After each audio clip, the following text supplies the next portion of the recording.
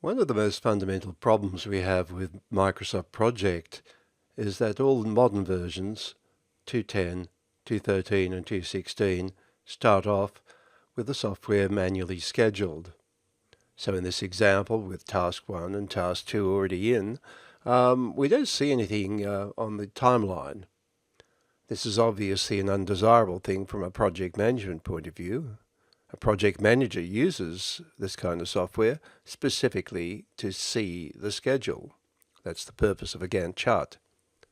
So how do we do it? Well, there are a couple quick fixes, of course.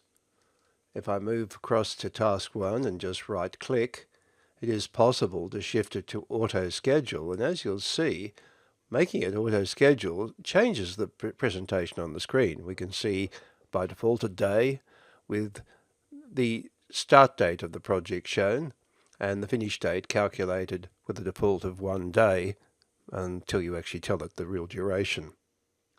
As you can see, the task mode column has now got a new symbol in it indicating it's automatically scheduled.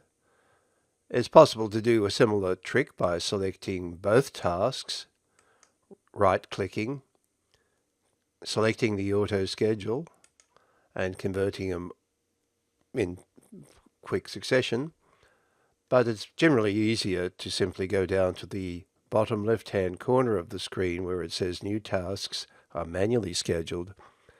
Click there, and we have a sub-menu that shows up here on the screen, just a little bit below where our recorder is captured, which selects Auto Scheduled.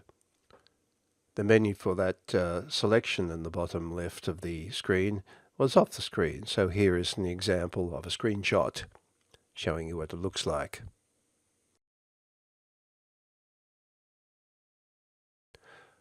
This is all okay, but there is also on the Options menu, which is on the Backstage area, we select File, go down to the Options, we'll select the Schedule option, and about 2/3 of the way down this particular tab, we'll see New Tasks are created auto-scheduled because I've selected that option for this particular project file.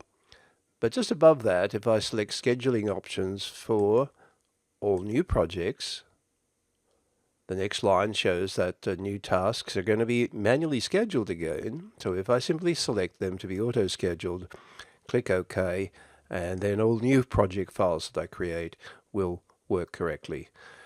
This is what project management's all about, using software tools like this to actually explain the duration of the project and the consequences of linking them up, setting durations, and assigning workers. Auto-scheduled is the only way to go. Thanks for listening.